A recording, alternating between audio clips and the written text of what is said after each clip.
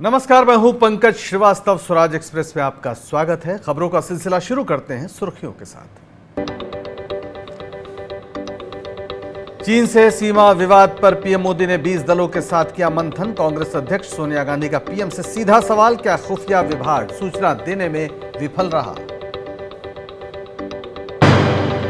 चीन के खिलाफ नाराजगी जारी, चीनी कंपनियों के बहिष्कार का सिलसिला जारी। ओलंपिक संघ रद्द कर सकता है करार, रेलवे ने रद्द किया चीन का ठेका।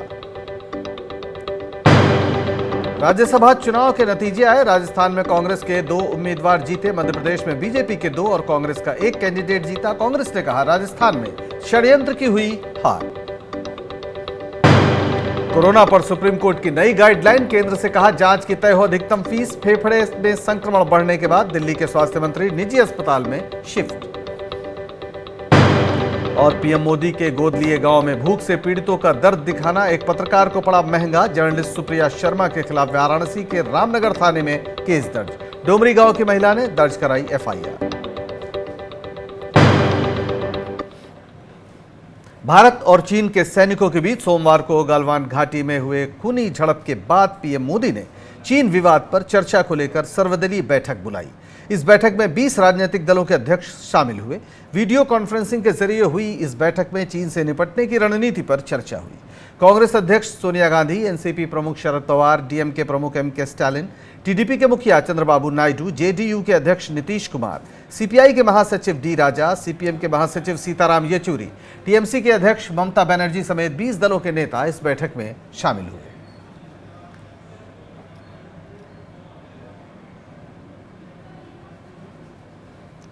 और बैठक में कांग्रेस अध्यक्ष सोनिया गांधी ने पीएम मोदी से सीधे सवाल पूछा। सूत्रों के मुताबिक सोनिया गांधी ने पूछा कि चीनी सैनिकों ने किस तारीख को घुसपैठ की, सरकार ने कब बदलाव के बारे में जानकारी पाई, क्या सरकार को सैटेलाइट पिक्चर्स नहीं मिले, क्या खुफिया विभाग ने असामान्य गतिविधि की जानकारी नहीं दी। सोनिया ने कहा कि हम एलएसी पर तनाव को कम करने के लिए वार्ता के सभी रास्तों का उपयोग करने में विफल रहे। बहुमूल्य समय खो दिया और परिणाम 20 जीवन का नुकसान।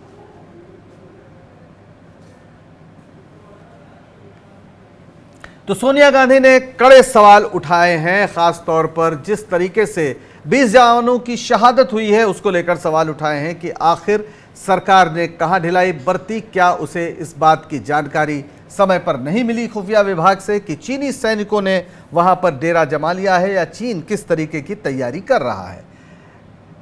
कई अहम सवाल कांग्रेस की अध्यक्ष की ओर से उठाए गए। शिव भाटिया जी, क्या कांग्रेस अध्यक्षा ने जिस तरह से सवाल पूछे हैं उसके बाद हम ये मान लें कि इस सरकार की ढिलाई को लेकर अब कांग्रेस एक बड़ा राजनीतिक मुद्दा बनाने का मन बना चुकी है? बात राजनीतिक मुद्दा बनाने की नहीं है, बात देश की सुरक्षा की है। और ये बातें अगर ऑपोजिशन इतने टाइम से इनसे पूछ रही है तो ये बताते क्यों नहीं है? क्या ऑपोजिशन को कॉन्फिडेंस में लेने का समय इनको तब मिला जब 20 जवान इनके हाथ से चले गए, उनकी हत्याएं करवा दी गई? मैं इनको हत्या कहूंगा, ना कि उनकी शहादत तो है, उन्होंने तो अपनी कुर्बानी दे दी अपने भारत के लिए, अपने भारत के लोगों के लिए और देश की सुरक्षा को मजबूत करने के लिए। लेकिन इन्होंने क्या किया? जिनकी जिम्मेवारी थी, सरकार की जिम्मेदारी होती है समय के ऊपर एक्ट करना, ना कि एक्ट हो जाने के बाद एक्ट करना। ये कौन सा तरीका है? मैं विपक्ष सवाल करता रहा, आज से नहीं। मिसेस गांधी ने भी आज पूछा है कि 5 क्या हमारा सवाल गलत था कि ये जो इंट्रूजन हुआ है 5 मई से पहले हुआ है या 5 मई को हुआ है? आपने बताया क्यों नहीं? आज 5 मई से लेके आज कितने दिन हो गए?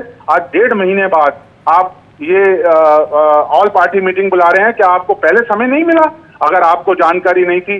आज तो इतने रिसोर्सेज हैं हमारे पास। ये हमेशा जब बात होती है तो 62 की बात करने लगते हैं। ये भूल जाते हैं कि 62 के अंदर सिर्फ 15 साल पहले देश आजाद हुआ था और देश किस परिस्थितियों में गुजर रहा था। वो तो नेहरू जी के हाथ में उस समय देश नहीं होता तो देश की सुरक्षा का क्या हाल होता। ये आदमियों के पास आज इतनी ताकत होने के बाद, सैटेलाइट होने के बावजूद इनको इतना इतला नहीं था कि हम क्या करने जा रहे हैं, क्या होगा। 10 जवान इनके वहां पर वो उठा के ले जाते हैं और उसको भी छुपाते हैं। ये देश को बताना ही नहीं चाहते हैं। ये चोरी छुपे खेल करना चाहते हैं, राजनीति के अलावा और कुछ करना ही नहीं चाहते। ठीक है, तो कुल मिला के कांग्रेस पार्टी की ओर से काफी तगड़ा हमला इस समय नजर आ रहा है। आपका बहुत बहुत शुक्रिया शिव भाटिया जी इस सारी बातचीत के लिए। और सर्वदलीय बैठक में एनसीपी चीफ और पूर्व रक्षा मंत्री शरद पवार ने कहा कि सैनिकों ने हथियार उठाए या नहीं, इसका फैसला अंतर्राष्ट्रीय समझौतों से होता है और हमें ऐसे संवेदनशील मामलों का सम्मान करने की जरूरत है। बैठक में टीएमसी चीफ और पश्चिम बंगाल की सीएम ममता बनर्जी ने चीन पर सीधे हमला बोला। ममता ने कहा कि चीन में लोकतंत्र नहीं है, वहां तानाशाह सरकार है, वे जो महसूस करते हैं कर सकते हैं। उन्होंने कहा कि हमें साथ काम करना होगा, भारत जीत जाएगा, चीन हार जाएगा। एकता के साथ बोलिए, एकता के साथ सोचें, एकता के साथ काम करें, हम पूरी तरह से सरकार के साथ हैं। ममता बनर्जी ने बैठक में कहा कि सर्वदलीय बैठक राष्ट्र के लिए एक अच्छा संदेश है, दिखाता है कि हम अपने जवानों के पीछे एकजुट हैं। साथ ही ममता ने कहा कि चीन को दूरसंचार, रेलवे और विमानन क्षेत्र में प्रवेश नहीं करने देना चाहिए। हम कुछ समस्याओं का सामना करेंगे, लेकिन हम चीन को प्रवेश करने की अनुमति हमें नहीं देनी चाहिए। चीनी सैनिकों के साथ हुई झड़प में शहीद हुए सेना के 20 जवानों को लेकर देश भर में गुस्सा है। कांग्रेस के पूर्व अध्यक्ष और वायनाड सांसद राहुल गांधी ने इस मुद्दे पर सरकार को घेरा है। राहुल ने एक बार फिर सरकार पर हमला बोला। राहुल ने रक्षा राज्य मंत्री श्रीपद नाइक के एक बयान से जुड़ी खबर का हवाला देते हुए ट्वीट किया, ये बात पूरी तरह स्पष्ट हो चुकी है कि गलवान घाटी में चीन का हमला पूर्व नियोजित था। सरकार सो रही थी और समस्या से उसने इनकार किया। हमारे शहीद जवानों को इसकी कीमत चुकानी पड़ी। कांग्रेस नेता ने नाइक के बयान से जुड़ी जिस खबर का हवाला दिया, उसके मुताबिक मंत्री ने कहा है कि भारतीय सैनिकों पर हमले की योजना चीन ने पहले से बना रखी थी और भारतीय सुरक्षा बल इसका करारा जवाब देंगे। केंद्रीय मंत्री ने अपने बयान में कहा कि यह राष्ट्रीय सुरक्षा का मामला है और इस पर कोई समझौता नहीं किया जाएगा। हम किसी को अपनी जमीन नहीं लेने देंगे। भारत की संप्रभुता और अखंडता की रक्षा की जाएगी। बहनों, चीन ने हिंदुस्तान के शस्त्रहीन सैनिकों की हत्या करके एक बहुत बड़ा अपराध किया है। मैं पूछना चाहता हूं, इन वीरों को बिना हथियार खतरे की ओर किसने भेजा और क्यों भेजा? कौन जिम्मेदार है? धन्यवाद। सर्वदलीय बैठक में नहीं बुलाए जाने से नाराज आरजेडी ने संसद भवन परिसर में प्रदर्शन किया और मोदी सरकार पर पक्षपात का आरोप लगाया। हमने 5 जवान खोए हैं अपने अलग अलग इलाकों के। हमारे भी मन में कई सवाल थे, कई संदेश थे, कई सुझाव थे। हम और कुछ नहीं चाहते, कोई राजनीति का वक्त नहीं। सिर्फ प्रधानमंत्री जी को कहना चाहते हैं, आगे जब सर्वदलीय बैठक हो इन चीज़ों का ध्यान रखा जाए। हमने 5।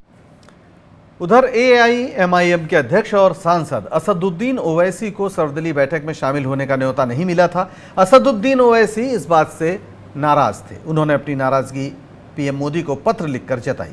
असदुद्दीन ओवैसी ने लिखा कि यह बेहद निराश कर देने वाला है, क्योंकि चीन से सीमा विवाद पर बुलाई गई सर्वदलीय बैठक में हर पार्टी को बुलाना चाहिए था, लेकिन एआईएमआईएम को न्योता न मिलना बेहद दुर्भाग्यपूर्ण है।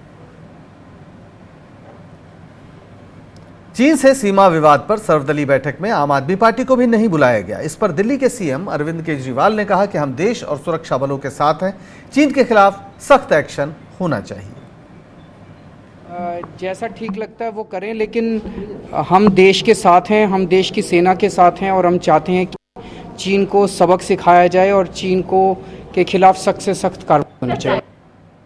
राज्यसभा की सभी 24 सीटों पर हुए चुनाव के नतीजे घोषित कर दिए गए हैं। मध्य प्रदेश में 3 सीटों में से 2 सीट पर बीजेपी और 1 सीट पर कांग्रेस ने जीत हासिल की है। वहीं राजस्थान में 2 सीटें कांग्रेस को और 1 सीट बीजेपी को मिली है। आंध्र प्रदेश में सभी 4 सीटें वाईएसआर कांग्रेस के खाते में गई हैं। मध्य प्रदेश में बीजेपी के दोनों प्रत्याशी ज्योतिरादित्य सिंधिया और सुमेर सिंह सोलंकी को जीत हासिल हुई है। वहीं कांग्रेस की ओर से दिग्विजय सिंह ने बाजी मारी। अगर वोटों की बात करेंगे तो सबसे ज्यादा 57 वोट दिग्विजय सिंह के समर्थन में पड़े। वहीं ज्योतिरादित्य सिंधिया को 56 और सुमेर सिंह सोलंकी को 55 वोट मिले। भारतीय जनता पार्टी की दोनों प्रत्याशियों की विजय हुई है और जो परिणाम हम लोगों को अपेक्षित थे वो परिणाम आए हैं। हमारे भारतीय जनता पार्टी के 107 वोट थे, जबकि हम लोगों को उससे ज़्यादा वोट मिले हैं और दोनों प्रत्याशी।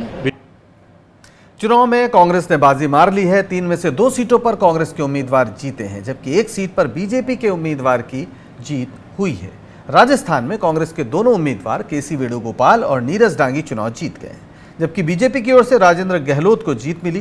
कांग्रेस के केसी वेणुगोपाल को 64 वोट मिले, वहीं कांग्रेस के ही नीरज डांगी को 59 वोट मिले। वहीं बीजेपी के राजेंद्र गहलोत को 54 वोट मिले, जबकि बीजेपी के दूसरे उम्मीदवार ओंकार सिंह लखावत को महज 20 वोट पाकर संतोष करना पड़ा। इसके अलावा बीजेपी का एक वोट रिजेक्ट हो गया। कांग्रेस को 123 वोट मिले, जबकि बीजेपी को 74 वोट मिले। मतों से वो विजय प्राप्त हुए हैं। ये हमारी विजय है। श्रीमती सोनिया गांधी जी व राहुल गांधी जी के नेतृत्व में कांग्रेस की पॉलिसी, प्रोग्राम, प्रिंसिपल की विजय है। मुझे खुशी है कि तमाम विधायकों ने एकजुट होकर के वोट दिए, विजय प्राप्त की। संशय का कहीं प्रश्न नहीं था कांग्रेस के लिए। ये चुनाव जो है भारतीय जनता पार्टी ने 18 तारीख के बाद ज़बरदस्ती राजस्थान पे थोपा। 18 तारीख को ही विड्रॉल का लास्ट डे था। वो चाहते तो अपने कैंडिडेट को विड्रॉ करवाते। ये राज्यसभा का चुनाव टोटली नंबर गेम है, और जब आंकड़े उनके पास नहीं थे, विधायक उनके पास नहीं थे, तो निश्चित रूप से पूरे देश में जिस तरह के हालात उन्होंने पैदा किए, खरीद फरोख्त की राजनीति, हॉर्स ट्रेडिंग की राजनीति उन्होंने करी है, और जिस तरह से लोकतंत्र को उथल पुथल करने का भारतीय जनता पार्टी काम करती है, वो उन्होंने यहाँ भी कोशिश करी, राजस्थान में भी, उसके अंदर वो नाकामयाब रहे। तो मैं यही कहना चाहूँगा कि संशय हमारे यहाँ नहीं था, संशय वहाँ था। उन्होंने चौथा कैंडिडेट क्यों खड़ा किया, ये प्रश्न उनसे ही किया जाना चाहिए। राजस्थान में जीत पर कांग्रेस ने बीजेपी पर निशाना साधा है। कांग्रेस प्रवक्ता रणदीप सुरजेवाला ने ट्वीट करके कहा कि राजस्थान में प्रजातंत्र जीता और षड्यंत्र हारा। कांग्रेस के दोनों उम्मीदवार केसी वेणुगोपाल और नीरज डांगी विजयी हुए। कांग्रेस को पूरे 123 वोट मिले, वेणुगोपाल जी को मिले 64 वोट और डांगी को 59 वोट। बीजेपी का एक वोट खारिज हो गया। ये सबक है बहुमत से खिलवाड़ करने वाली ताकतों को। बहुमत में बदलने के लिए किया गया षड्यंत्र के दांत, जैसा हमने कहा था, राजस्थान की बहादुर जनता और राजस्थान के बहादुर विधायकों ने खट्टे कर दिए। श्री राहुल गांधी जी के 50वें जन्म दिवस पर ये सबसे बेहतरीन तोहफा है जो राजस्थान की बहादुर जनता और राजस्थान के बहादुर विधायकों ने कांग्रेस पार्टी को दिया है। झारखंड में 2 सीटों पर हुए राज्यसभा चुनाव के नतीजे घोषित कर दिए गए हैं। 2 में से एक सीट पर झारखंड मुक्ति मोर्चा के शिबू सोरेन और दूसरी सीट पर बीजेपी के दीपक प्रकाश चुने गए। शिबू सोरेन को 31 वोट मिले, जबकि दीपक प्रकाश को 30 वोट। वहीं कांग्रेस प्रत्याशी शहजादा अनवर को 18 वोट से ही संतोष करना पड़ा।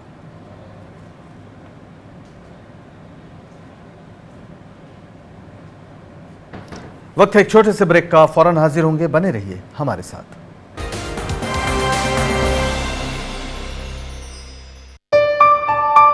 चलो इतिहास के कुछ पन्ने पलटते हैं। चलो उस दौर में कुछ दूर चलते हैं। हो बात ग्वालियर की या हो कहानी मुमताज की, बेगम नवाब की झलकियां या हो बात काले ताज की, हर तरफ पसरा यहाँ इतिहास है।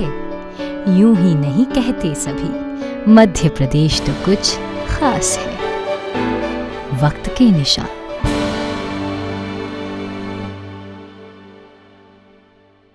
स्ट्रीम कोई भी हो, बेस्ट करियर ऑप्शन के लिए है Bhabha university. Best faculty, world class infrastructure, scholarships, hi tech labs, 27 acre of lush green campus, hostel facility, admissions open for engineering, pharmacy, dental, computer application, management and agriculture. Bhabha University at Hoshangabad Road, Bhopal. Call 91650 25500.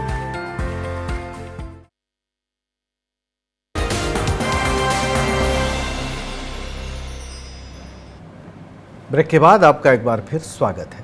Supreme court ने corona virus के रोगियों के समुचित इलाज को लेकर एक बार फिर दिशा निर्देश जारी किए हैं। सुप्रीम कोर्ट ने केंद्र से कहा है कि कोविड टेस्ट की अधिकतम कीमत तय करे। राज्य चाहें तो इससे कम कीमत रख सकते हैं। सुप्रीम कोर्ट ने महाराष्ट्र में कोरोना मरीजों और रिश्तेदार को टेस्ट रिपोर्ट न देने की नीति को भी गलत बताया। सुप्रीम कोर्ट ने महाराष्ट्र सरकार से अपने फैसले पर पुनर्विचार करने को कहा है। सुप्रीम कोर्ट ने कहा कि सभी राज्यों को कोविड-19 के मरीजों की उचित देखभाल सुनिश्चित करने के लिए अस्पतालों के निरीक्षण को लेकर विशेषज्ञों की समिति गठित करनी चाहिए। विशेषज्ञों की टीम को अस्पतालों का दौरा करना चाहिए। इसके अलावा सुप्रीम कोर्ट ने कहा कि रोगी की देखभाल और शवों को संभालने में हो रही खामियों को दूर किया जाना चाहिए। सुप्रीम कोर्ट ने कहा कि मरीज की देखभाल की निगरानी सुनिश्चित करने के लिए अस्पतालों में सीसीटीवी कैमरे लगाए जाने चाहिए। सुप्रीम कोर्ट ने दिल्ली सरकार से यह भी पूछा कि ट्रॉमा सेंटर बनाने के लिए 5 साल पहले मिले 60 करोड़ रुपए का इस्तेमाल अब तक क्यों नहीं किया गया। दिल्ली के स्वास्थ्य मंत्री सत्येंद्र जैन की हालत बिगड़ गई है। उनके फेफड़ों में संक्रमण बढ़ने के बाद उन्हें ऑक्सीजन सपोर्ट पर रखा गया है। दरअसल बुधवार को सत्येंद्र जैन का कोरोना टेस्ट हुआ था जो पॉजिटिव आया था, जिसके बाद उन्हें इलाज के लिए दिल्ली के एक अस्पताल में भर्ती किया गया था। इससे पहले गुरुवार को उनकी तबीयत में सुधार देखा गया, लेकिन उनका बुखार कम न हुआ।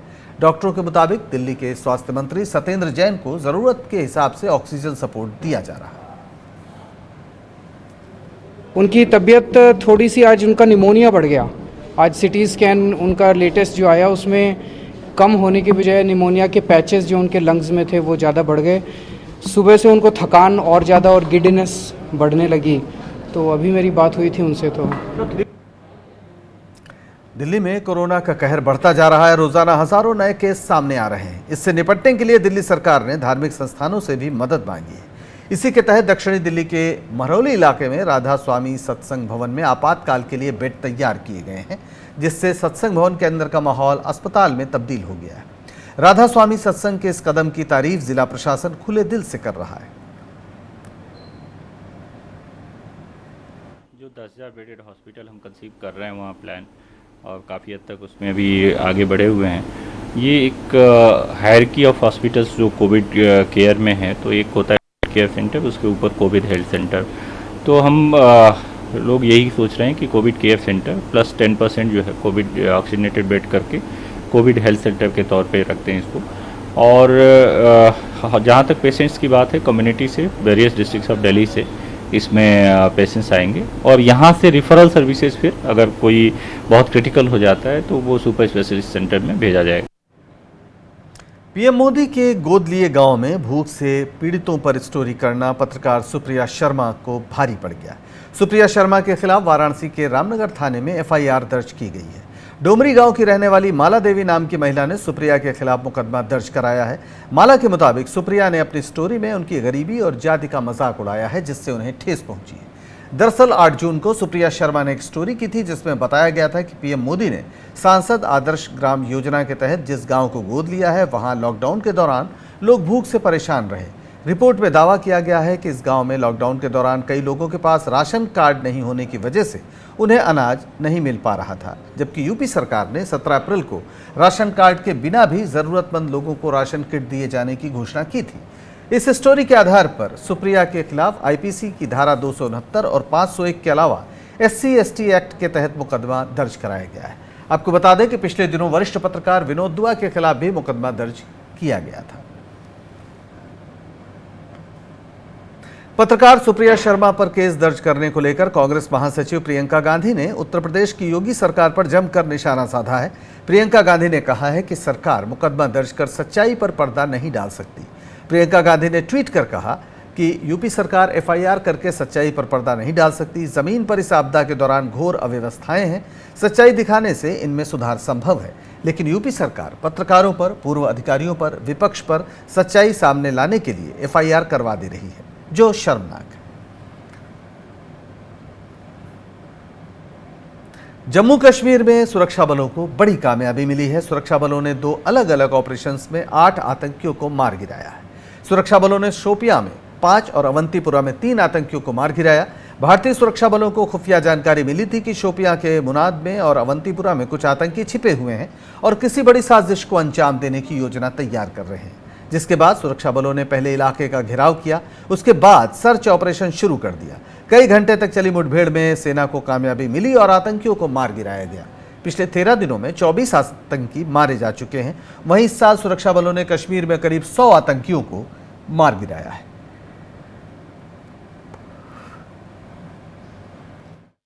We have had a spate of successful operations, with the latest one which was conducted over the last 24 hours plus, in which we have got 8 terrorists neutralized in 2 different operations. I must specifically make a mention of the one in which we neutralized 3 terrorists, which was next to the mosque. Extreme restraint was exercised by the security forces to ensure that no damage was caused to the structure. We have had a spate of Patna में पिछले साल water logging ने सबका ध्यान खींचा था। नीतीश सरकार की खूब फजीहत भी हुई थी। 1 साल बीत गया लेकिन पटना के हालात नहीं सुधरे। थोड़ी सी बारिश में पटना की सड़कों पर लबालब पानी भर गया, जिससे लोगों को खासी दिक्कतें हुई। लोग पूछ रहे हैं कि जब पिछले साल इस तरह से जल जमाव की समस्या हुई थी तो अब तक उससे निपटने के लिए इंतजाम क्यों नहीं किया गया। तेजस्वी यादव ने भी पटना में जल जमाव के मुद्दे पर नीतीश सरकार पर सवाल खड़े किए हैं।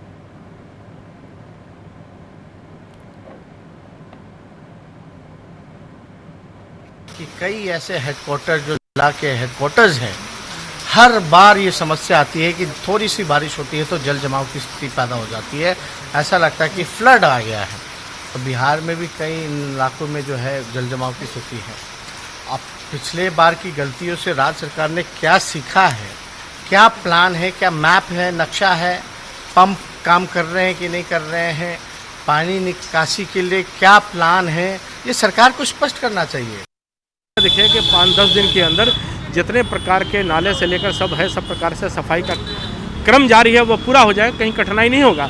सम्प हाउस की जहाँ थोड़ी सी दिक्कतें नज़र आई थी, वहाँ सुबह से लगकर दीवार तोड़वा के पानी का आउटलेट जरा फोर्स गति से निकलेगा तो ये जल जमाव का जो रास्ता पूरा निकला वो गति से बाहर निकलने का काम करेगा। बिहार के मुख्यमंत्री नीतीश कुमार ने पटना में जल जमाव का निरीक्षण किया। दरअसल पटना में पहली बारिश में ही जल जमाव हो गया, जिसके बाद नीतीश कुमार ने पटना के अलग अलग इलाकों में जाकर हालात का जायजा लिया। इसके साथ ही नीतीश कुमार ने पटना में पाटलिपुत्र स्पोर्ट्स कॉम्प्लेक्स में बने अस्थायी क्वारंटीन सेंटर का भी निरीक्षण किया।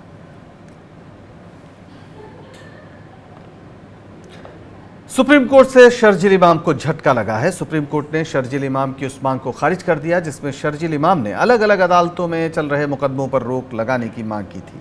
हालांकि सुप्रीम कोर्ट ने मणिपुर, अरुणाचल प्रदेश और असम को 2 सप्ताह के भीतर हलफनामा दाखिल करने को कहा है। मामले की अगली सुनवाई 3 हफ्ते बाद होगी। आपको बता दें कि भड़काऊ भाषण देने के मामले में शर्जील इमाम के खिलाफ देशद्रोह के कई मामले दर्ज हैं। शर्जील इमाम बिहार के जहानाबाद के रहने वाले हैं और वो जेएनयू के सेंटर फॉर हिस्टोरिकल स्टडीज का छात्र है।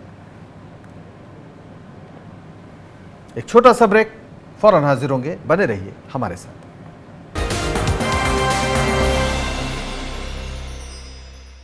RKDF university, a world class university, जहां स्टूडेंट्स को ये ध्यान में रखकर पढ़ाया जाता है कि वो जॉब क्रिएटर्स बन सके, न कि सिर्फ job seekers. So join NIRF ranked university and become CEO of your company. At RKDF University, we focus on all-round development of a student. Courses offering BA, BCom, MA, MCom, BBA, MBA, BSW, MSW, B.Ed, D.Ed, M.Ed. Visit RKDF University at Gandhinagar, Bhopal or call on toll-free number 1800-2700-320.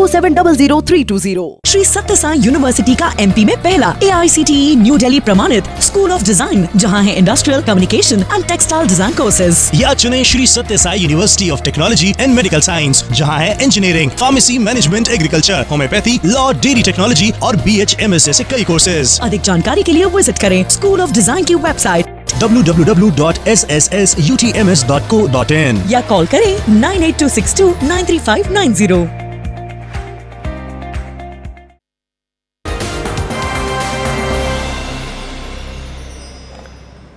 Break के बाद आपका एक बार फिर स्वागत है। भारत चीन के बीच सीमा पर टकराव के बाद चीनी कंपनियों के बहिष्कार का सिलसिला जारी है। इस दिशा में अब भारतीय ओलंपिक संघ भी आगे आया है। IOA के कोषाध्यक्ष आनंदेश्वर पांडे ने कहा है कि इंडियन ओलंपिक एसोसिएशन का चीनी कंपनी ली निंग के साथ एग्रीमेंट है। ली निंग हमारे प्लेयर्स को किट्स स्पॉन्सर करती है, लेकिन अब हमने मौजूदा करार खत्म करने के लिए बैठक बुलाई है। उन्होंने कहा कि देश की भावनाओं के अनुरूप ऐसा करना जरूरी है। जहाँ तक बात है इस विषय पर, तो भारतीय ओलंपिक संघ के सभी पदाधिकारी, वाइस कोषाध्यक्ष और हमारे सेक्रेटरी जनरल से बात हुई। हम लोग देश से नहीं हैं। प्रधानमंत्री जी ने जो आह्वान किया है और देश की जो भावना है उस भावना का लोग आदर करेंगे।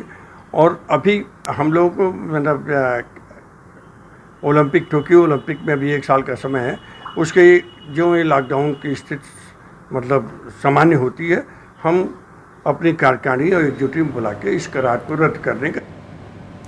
लद्दाख के गालवन घाटी में चीन की करतूत के बाद भारत अब उसे सबक सिखाने में जुट गया है। भारतीय रेलवे के dedicated freight corridor corporation of India ने Beijing national railway research and design institute of signal and communications group से अपना करार ख़त्म कर दिया है। इस प्रोजेक्ट के तहत कानपुर और दीनदयाल उपाध्याय रेलवे स्टेशन के बीच सेक्शन 417 किलोमीटर में सिग्नलिंग और टेलीकम्युनिकेशंस का काम होना था। इसकी लागत 471 करोड़ रुपए है। इससे पहले सरकार ने BSNL और MTNL को निर्देश दिया था कि वो चीनी उपकरणों का इस्तेमाल कम करें। This contract was awarded in 2016 and this is for signaling and telecom work. This contract has a completion period of 3 years. The work should have been completed somewhere in August 19, but only 20% work has been done. So DFCCIL has been talking to the company, but there has been no progress, and therefore DFCC has taken a decision to terminate that contract so that another contract can be fixed. और लद्दाख की गालवन घाटी में चीनी सैनिकों के साथ हुई झड़प के बाद केंद्र सरकार चीनी कंपनियों के प्रोजेक्ट्स को रद्द कर रही है। क्या इसके बाद चीनी कंपनियों के पास कोई विकल्प बचा है, कानूनी विकल्प? बहुत अफसोसनाक था, बहुत शर्मनाक था और पूरी दुनिया में इस बात को लेकर बहुत शर्मनाक बातें सामने आ रही हैं। आज अगर हम सब कुछ ख़त्म कर दें तो ना जाने कितने बड़े बड़े बिजनेसमैन हैं जिनके बहुत सारे पैसे वहाँ लगे होंगे, जिन्होंने एडवांस पेमेंट की होगी, बहुत सारे लोगों का वहाँ पे एक्सपोर्ट इंपोर्ट को लेकर ना जाने की। यानी कि आपके कहने का मतलब यह है कि भारत सरकार जब चीनी कंपनियों का ठेका रद्द कर सकती है तो जो भारत के बड़े बड़े बिजनेसमैन हैं जो चीन में अपने बिजनेस चला रहे हैं उनके भी ठेके को चीन सरकार रद्द कर सकती। प्रख्यात सामाजिक कार्यकर्ता, महिलाओं और बाल कल्याण की चैंपियन रही विद्याबेन शाह का नई दिल्ली में उनके निवास पर सुबह निधन हो गया। वे 98 साल की थीं। विद्याबेन ने महिलाओं और बच्चों के हितों के लिए काफ़ी काम किया। यूनिवर्सिटी में पढ़ाई के दौरान ही वे क्विट इंडिया मूवमेंट से जुड़ गईं। बाल कल्याण के क्षेत्र में अग्रणी विद्याबेन ने ही सबसे पहले 1940 में राजकोट में बाल भवन स्थापित किया था, जो भारत में संपूर्ण बाल भवन आंदोलन का अग्रदूत बना। वो 1976 से 1979 और 85 से 94 तक 12 साल तक भारतीय बाल कल्याण परिषद के अध्यक्ष रहीं, जो भारत की एकमात्र सबसे बड़ी संस्था थी। वो 1985 से 1988 तक केंद्रीय समाज कल्याण बोर्ड के अध्यक्ष भी रही। विद्याबेन 1970 के दशक में नई दिल्ली नगर पालिका परिषद की अध्यक्ष बनने वाली पहली गैर आधिकारिक थी। उन्होंने दिल्ली के सबसे प्रसिद्ध स्कूलों में से एक सरदार पटेल विद्यालय और त्रिवेणी कला संगम की स्थापना में अहम भूमिका निभाई। विद्याबेन शाह को 1992 में पद्मश्री और 1986 में बाल कल्याण के क्षेत्र में उत्कृष्ट सेवाओं के लिए राष्ट्रीय पुरस्कार से सम्मानित किया गया था।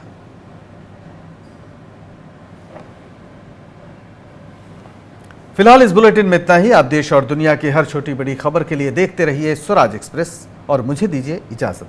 नमस्कार।